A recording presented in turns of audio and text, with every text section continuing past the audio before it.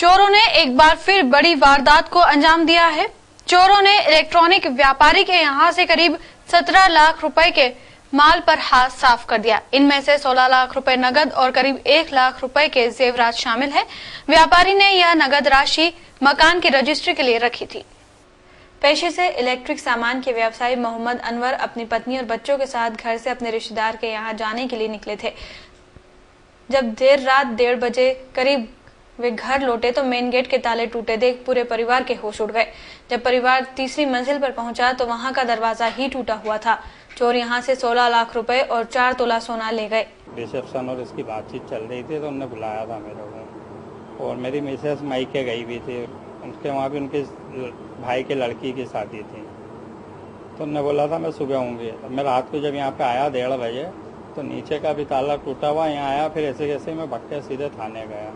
थाने पे मैंने करी, फिर उन्होंने फिर वहाँ से थाने पे कोई था नहीं, तो फिर वहाँ से उन्होंने फ़ोन करके और चौकी पे से 2 जवान को फिर पहुँचवाए थे। फिर वो आके देख के गए कि ये वो, और फिर वो गए। फिर बाद में क्या कहते, फिर वो क्या गया आपके 16 लाख रुपए का है, और क्या कहते 4-1 तोला वो गया रकम मिसेस। एक दिन पहले पुलिस डबल मर्डर और अपहरण की वारदात का चंद घंटों में ही खुलासा कर अपनी पीठ थपथपा रही थी। इसे 24 घंटे भी नहीं हुए थे कि चोरों ने एक बड़ी वारदात को अंजाम दे दिया। ऐसे में अब पुलिस इस वारदात के खुलासे के लिए कमर कसे हुए है। अनवर ने यह रुपए मकान की रजिस्ट्री के लिए रखे थे। ऐसे में पुलिस को अंदेशा है कि इसके पीछे किसी परिचित का हाथ भी हो सकता है। पुलिस ने घटना के बाद पुराने चोरी के मामले से जुड़े आरोपियों को खंगालना शुरू कर दिया है। पुलिस इसके अलावा परिचितों के बारे में भी जानकारी जुटा रही है। हालांकि पुलिस इस पहलू पर भी जांच कर रही है कि कहीं यह चोरी की वारदात संदिग्ध तो नहीं है। ऐसे में पुलिस ने फॉरेंसिक विशेषज्ञों को मौके पर बुलाया था, जिनकी रिपोर्ट का भी पुलिस इंतजार कर रही है। चाइल्ड लाइन को प्रेस्टीज कॉलेज के पास एक विक्षिप्त महिला के अपने नवजात शिशु के साथ बैठे होने की सूचना मिली। सूचना पर जब टीम मौके पर पहुंची तो वहां महिला के आसपास भीड़ लगी हुई थी। वहीं आवारा श्वान नवजात को नोच रहे थे। चाइल्ड लाइन को विभाग की एक महिला अधिकारी ने विजयनगर पर एक विक्षिप्त महिला की सूचना दी। महिला के साथ नवजात शिशु भी था। विक्षिप्त होने के चलते महिला का ध्यान नवजात पर नहीं था। मौके पर पहुंची टीम ने देखा कि कुछ जानवर नवजात को नोच रहे हैं। ये बच्ची हमें मिली थी विजयनगर पर प्रेस्टीज कॉलेज के पास में बच्ची मिली थी, और माँ विक्षिप्त थी, इसकी होश नहीं था माँ को। और उसके बाद में बच्ची को कुछ चींटियाँ वगैरह भी लग रही थी, और बच्ची को हमने अपने उसमें लिया। और फिर टीम ने तुरंत नवजात को चाचा नेहरू अस्पताल भिजवाया, जहां से उसे एमवाय अस्पताल की नर्सरी में भर्ती किया गया है। वहीं विक्षिप्त महिला को मानसिक चिकित्सालय ले जाया गया, जहां उसका उपचार किया जा रहा है। महिला से उसके परिजनों के बारे में भी पूछा जा रहा है।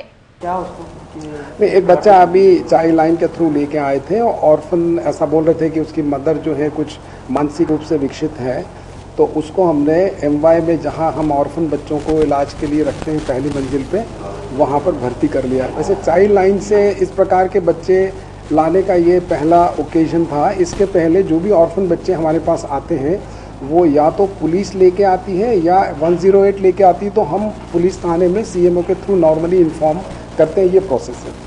नहीं, अभी हमने उसको एडमिट कर लिया है। चाइल्ड लाइन वाले बोल रहे हैं उनके पास चाइल्ड वेलफेयर एसोसिएशन है, तो उनका जो भी पेपर्स होंगे उससे पुलिस वालों को भी हम ये बात बता करके वहाँ से पूरी इन्फॉर्मेशन लेते हैं, क्योंकि ऑर्फन बच्चों के लिए कुछ मेडिको लीगल प्रॉब्लम्स रहती है, वो हमें ऑब्जर्व पूरी करना पड़ती है।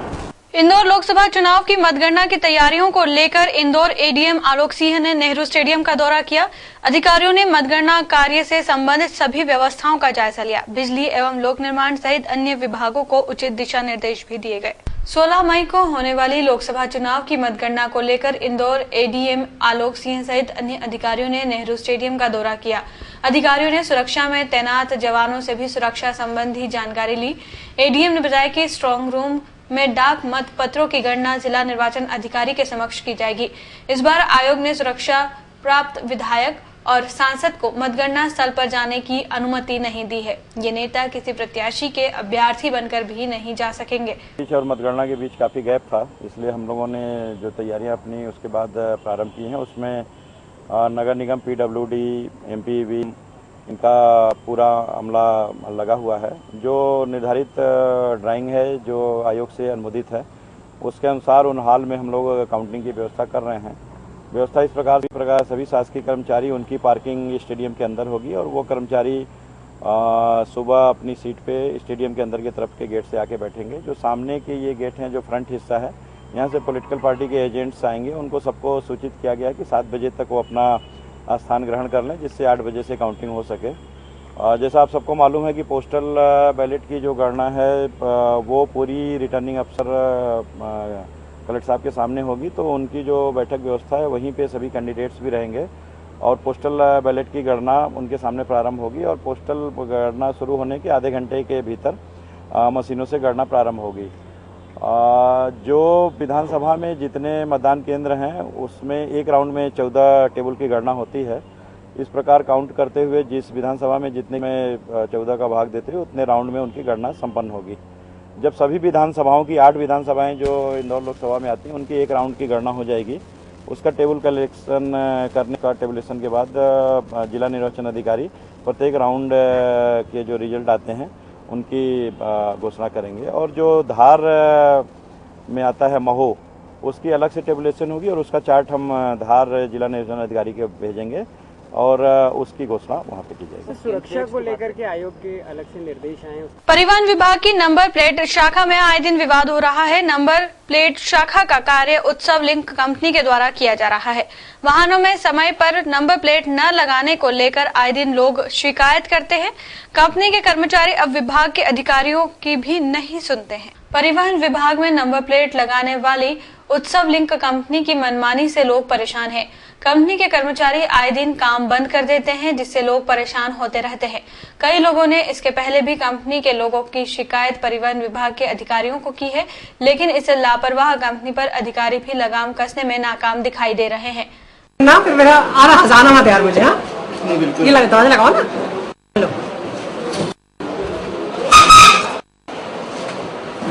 हेलो मैडम बताएं, आज सेंटर बन रहा, सारे लोगों को पहले से इसकी सूचना नहीं थी, लोग परेशान हुए, यहाँ पे आके हंगामा भी हुआ। कंपनी ने ऐसा क्या आपसे अनुमति लेके किया?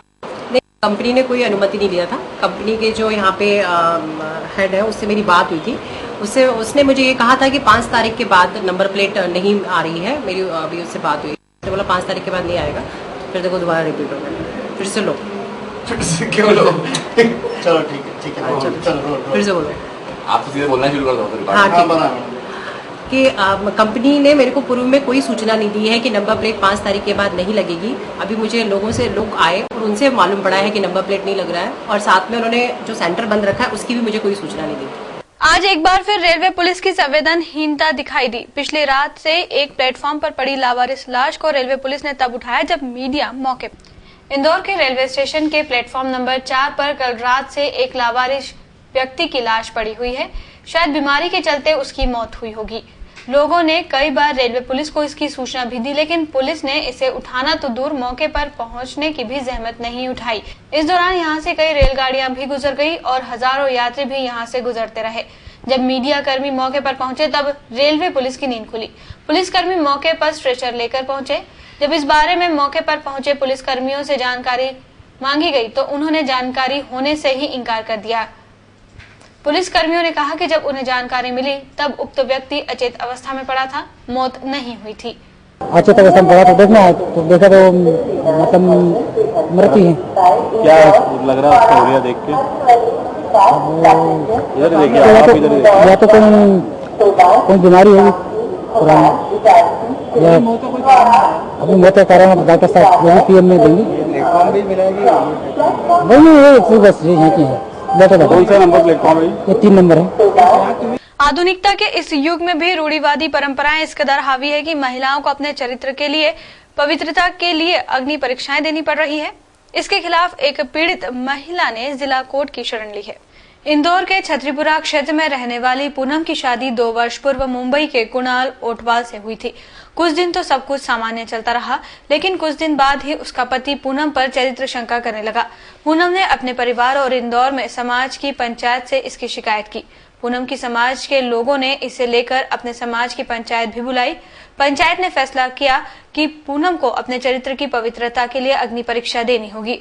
पूनम, उसकी मां सुशीला और पिता बलराज गौहर इसके लिए तैयार नहीं थे। उन्होंने समाज के सामने इस निर्णय का विरोध किया। इसका यह नतीजा हुआ कि समाज के लोगों ने पूनम के परिवार को ही समाज से बाहर कर दिया। 11,000 रुपए दंड रखवा दिए कि आपको समाज परीक्षा की बात ससुराल वाले कर रहे हैं। ससुराल वाले पंचायतों का और ससुराल वालों का ऐसा है कि आप अग्नि परीक्षा दो तो हम आपको घर पर रहेंगे। क्या है वो अग्नि परीक्षा? अग्नि परीक्षा में ये है कि लड़की पवित्र है या नहीं ये देखते हैं। उसको लोहे की राड को गर्म करवाकर हाथ पर रख के चलना पड़ता है। अगर लड़की को छाले नहीं हुए तो वो सेफ है, अगर होते तो वो फिर तो सोच भी नहीं सकते कि हम क्या क्या होता है फिर लड़कियों के बारे में। ऐसा हो चुका है पहले भी, हमारे यहाँ परंपरा है या अभी इस पंचायत के सभी लोग कहते हैं कि हमने नहीं ली, ऐसी कोई परंपरा थी वो बंद कर दी, पर अभी भी चल रही है। पूनम ने इसे लेकर जिला कोर्ट में वकील संतोष खोवारे के माध्यम से परिवाद लगाकर न्याय की गुहार की है। इन का कुछ ऐसा भी आरोप है पूनम की तरफ से कि भाई वो लोग ये कह रहा है कि हम अग्नि परीक्षा कराना चाहते हैं। तो अग्नि परीक्षा कराना चाहते मतलब एक क्रूरतम इस 21वीं सदी में हम लोग व्यवहार अगर किसी महिला के साथ में कर रहे हैं तो ये पूरा मामला लेकर के फिर से इनको हमने बोला कि आप एक बार और थाना प्रभारी से बात करिए कि भाई वो इस संबंध में एक्शन ले, आप रिपोर्ट लिखाइए वहां जाकर के। तो इन्होंने रिपोर्ट लिखाने जब ये गई तो फिर भी रिपोर्ट नहीं लिखी और ये 5 तारीख को भी थाना प्रभारी ने इनसे बोला कि भाई आप एक आवेदन दे दो और 5 तारीख को भी आज 4 दिन हो गए और कोई एक्शन नहीं लिया। तो फिर ये बार बार हम लोगों पे दबाव बनाने लगे कि भाई नहीं आप वकील साहब कोर्ट में हमारा केस लगवाइए।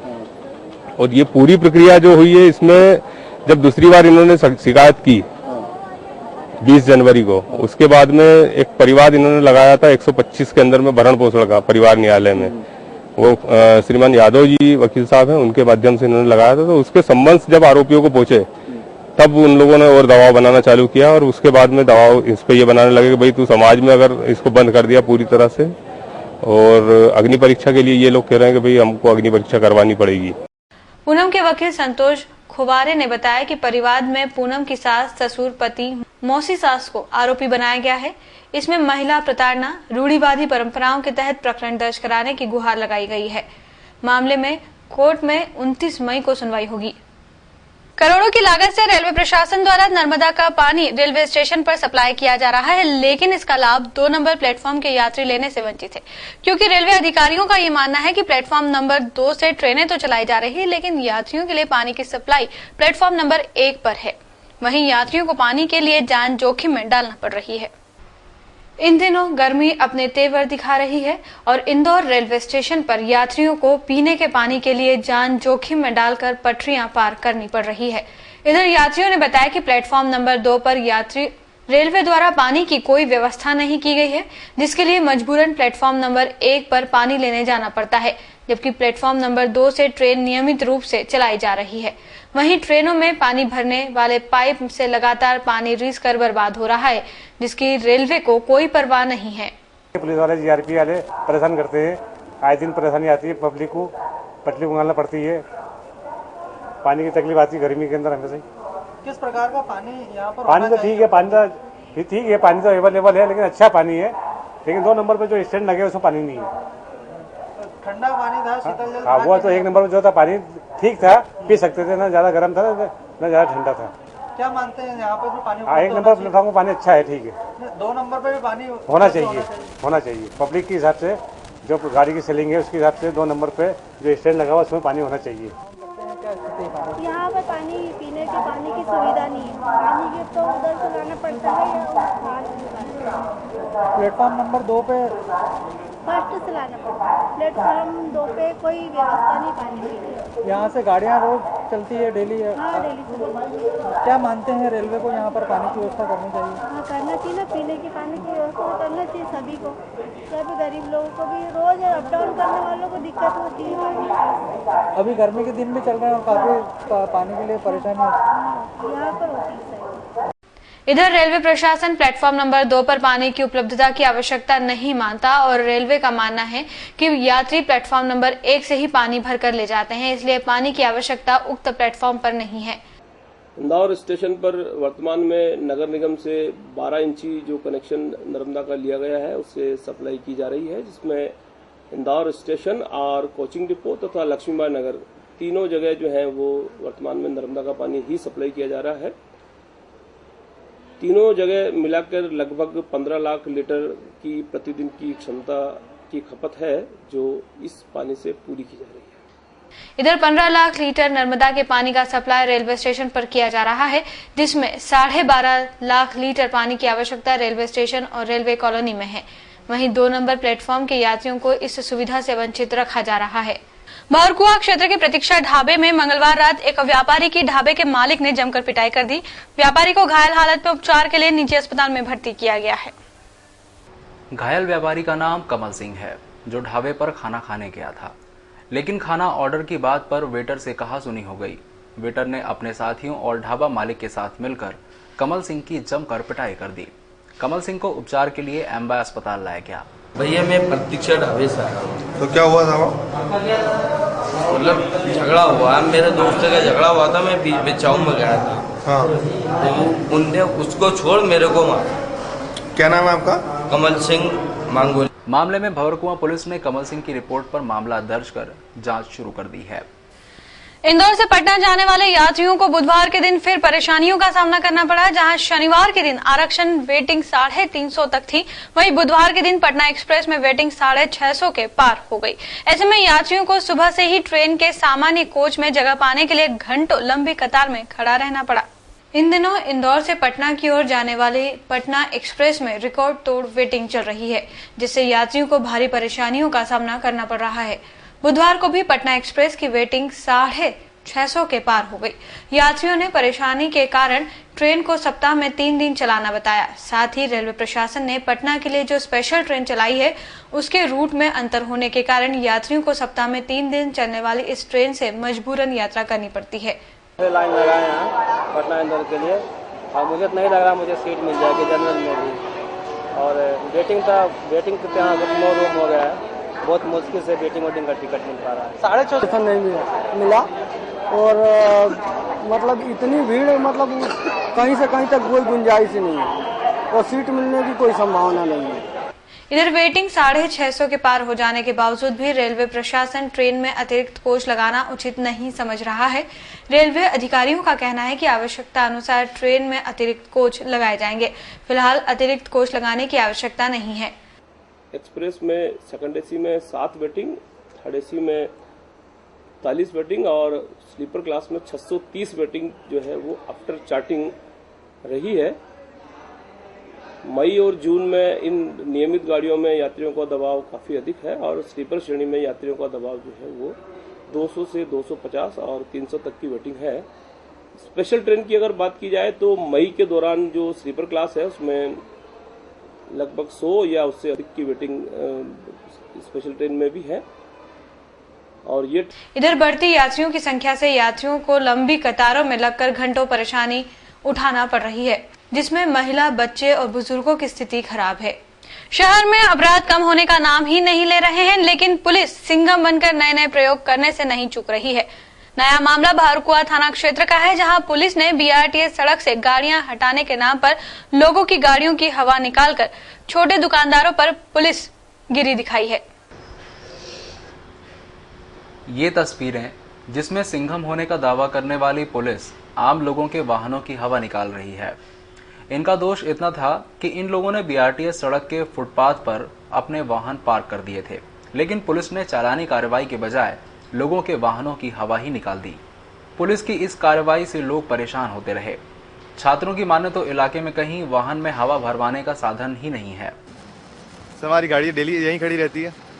हम रात में जो पढ़ाई करते तो हमको चाय नाश्ता लगता है और हम डेली यहीं आके गाड़ी खड़ी करते हैं। बाकी जिस तरह से आज पुलिस वालों ने हमारे साथ व्यवहार किया है, जो हमारी गाड़ी की हवा निकाली है, इससे हम बहुत परेशान हो रहे हैं सर। और यहाँ मतलब आसपास 1 किलोमीटर तक कोई भी मतलब हवा टायर का पंचर का साधन नहीं है हमारे पास। लेकिन पुलिस की कार्रवाई यही नहीं रुकी। पुलिस का रौब छोटे दुकानदारों पर भी निकला। पुलिस ने दुकानों की कुर्सियां भी हटवाई, लेकिन पुलिस की इस कार्रवाई को मात्र ट्रैफिक सुधार की कार्रवाई मानी जा रही है। ट्रैफिक व्यवस्था करवा रहे हैं और रोड पर गाड़ियां खड़ी उसको हटवा रहे हैं। किस तरह से यहाँ पे इस तरह मुहिम जो चल रही है, किस तरह से चल रही है, क्या कर रहे हैं आप लोग? और रोड पे जो गाड़ियां खड़ी है उसको हटा रहे हैं और ट्रैफिक व्यवस्था सही कर रहे हैं। लोगों को हिदायत दी जा रही है कि किस तरह से गाड़ी खड़ी करनी है। हाँ, बता दो कि भाई रोड छोड़ दो, साइड में खड़ी कर लो। हालांकि इंदौर शहर अपराधों की राजधानी बनता जा रहा है, लेकिन पुलिस सिर्फ पुलिसगिरी आम लोगों पर ही दिखा रही है, जबकि अपराधी आज भी बेखौफ अपराध करने से नहीं चूक रहे। प्रदेश का सबसे बड़ा सरकारी अस्पताल है एमवाई, लेकिन इलाज के नाम पर जारी है डॉक्टरों की गुंडागर्दी। डॉक्टरों की गुंडागर्दी का मामला मंगलवार रात सामने आया, जब खातेगांव से गंभीर हालत में एक मरीज को इंदौर रेफर किया गया, लेकिन डॉक्टर उसके परिजनों को ट्रॉली ढूंढने का आदेश देते रहे। इस बात से नाराज परिजनों ने अस्पताल में जमकर हंगामा मचाया। इससे नाराज डॉक्टरों ने मीडिया के कैमरों के सामने ही परिवार के लोगों को धमकाना शुरू कर दिया। दर्द से तड़प रहे इस युवक का नाम कमलेश गुर्जर है। कमलेश खातेगांव का रहने वाला है और वह चल रहे यज्ञ को देखने गया था, लेकिन टेंट गिर जाने की वजह से कमलेश गंभीर रूप से घायल हो गया, जिसे इलाज के लिए एमवाई अस्पताल रेफर किया गया। लेकिन जब कमलेश को उसके परिजन यहां लेकर आए तो यहां के डॉक्टर उन्हें स्ट्रेचर के लिए इधर उधर दौड़ाते रहे। इस बात से नाराज परिजनों ने जमकर हंगामा मचाया। जब परिजन अपने दर्द को मीडिया को बताने लगे तो एक डॉक्टर मरीज के परिजन हीरालाल को उसकी कॉलर पकड़कर धमकाने लगा। हालांकि मरीज के घंटों परेशान होने के बाद कमलेश को इलाज के लिए निजी अस्पताल ले जाया गया। यहाँ ये कोई पहला मामला नहीं है जब डॉक्टरों की गुंडागर्दी सामने आई हो। ऐसे रोज ही मरीजों के परिजनों को इलाज के लिए डॉक्टरों की गुंडागर्दी के साथ अभद्र व्यवहार सहना पड़ता है। कुल मिलाकर कभी गरीबों का मसीहा कहा जाने वाला एमवाई अस्पताल डॉक्टरों की गुंडागर्दी के कारण अब अपने इलाज से ज्यादा हंगामों और हड़ताल के लिए मशहूर हो। जादूगर आनंद ने बुधवार को सड़क पर साहसिक प्रदर्शन करते हुए आंखों पर पट्टी बांधकर बाइक चलाई और शहरवासियों को ट्रैफिक नियमों का पालन करने का संदेश दिया। इधर आरटीओ विभाग की टीम भी मौके पर पहुंची और जादूगर आनंद के साथ चल रही बिना नंबर की गाड़ियों को नहीं चलने दिया। बुधवार को जादूगर आनंद अपने करतब से इंदौर वासियों को हतप्रत करने के लिए इंदौर की सड़कों पर उतरे। उन्होंने 35 किलोमीटर आंख पर पट्टी बांधकर बाइक चलाई। शुरुआत रविंद्र नाट्यगृह से हुई, जिसके बाद राजबाड़ा, चिकमंगलूर चौराहा, भंडारी ब्रिज और विजयनगर होते हुए यह अनूठा करतब रविंद्र नाट्यगृह पर समाप्त हुआ। इधर मौके पर पहुंची परिवहन विभाग की टीम ने जादूगर आनंद के साथ चल रही बिना नंबर की गाड़ियां नहीं चलने दी। डिटेल्स चाहिए उसकी, कौन कौन सी गाड़ी है उनके डिटेल्स अपन को जानकारी ली कि ये गाड़ी कंपनी से निकली थी, इनका ये चेंज नंबर है, इंजन नंबर है, विदाउट नंबर, सब पूरा डिटेल है सर, वही चाहिए। इस दौरान आनंद ने शहरवासियों को ट्रैफिक नियमों का पालन करने का आग्रह किया। आंख पर पट्टी बांधे गाड़ी चलाते हुए जादूगर को देख लोग आश्चर्यचकित रह गए। करतब करने वाले हैं आंखों पर पट्टी बांध के, पहले भी आप कर चुके हैं और आज के इस बारे में आज क्या कहना चाहेंगे? आज हम लोग जिस इवेंट को परफॉर्म करने वाले हैं इसका नाम ब्लाइंड फोल्ड राइड है। ये हम लोग ट्रैफिक अवेयरनेस के लिए हर शहर में करते हैं, छोटे बड़े में, क्योंकि ट्रैफिक हर कोई समझ रहा है कि बहुत मतलब बड़ी समस्या होती जा रही है। रोड्स कम है, गाड़ियां ज्यादा है, लोग ज्यादा होते आ रहे हैं और टाइम के साथ ये और इम्पोर्टेंट होता जाएगा ट्रैफिक अवेयरनेस का इशू। तमिलनाडु गवर्नमेंट में तो एक स्पेशल सेल भी है, STPC करके, स्टेट ट्रैफिक प्लानिंग सेल, वो एक अलग ही पूरा डिपार्टमेंट है पुलिस डिपार्टमेंट में ही, उधर इतनी बड़ी प्रॉब्लम है। इंदौर की सड़कों पर आज किस प्रकार का प्रदर्शन रहेगा? आज तो मेरे को आंखों पे पट्टियां बांधेंगे, प्लाई लगाएंगे, कॉटन वगैरह, काफी सारी परतें रहेंगी मेरे सिर पे, मेरे चेहरे पे, मेरी आंखों के भी ऊपर, और अंधे, एक तरह से अंधा होकर उस कंडीशन में मैं बाइक चलाऊंगा रोड्स पे। कैसे चला पाते हैं इससे? नहीं, वो ये मतलब ये रोप वॉकिंग जैसा नहीं है कि रस्सी से आप खेल सकते हैं कितने भी अच्छे हो। यहाँ तो मेरे को सब दिखता है, मैं मैजिशियन, इसमें कोई चांस नहीं है। It's not circus act, it's a magic act, इसमें कहीं चांसेस कुछ नहीं बचते हैं। It's a very scientific thing. और मोस्ट इम्पॉर्टेंट पार्ट ये है कि लोगों को मेरा मैसेज ये है इस पूरे इवेंट के थ्रू कि ट्रैफिक अवेयरनेस रखें। We should follow traffic rules and cooperate with traffic police. अभी जस्ट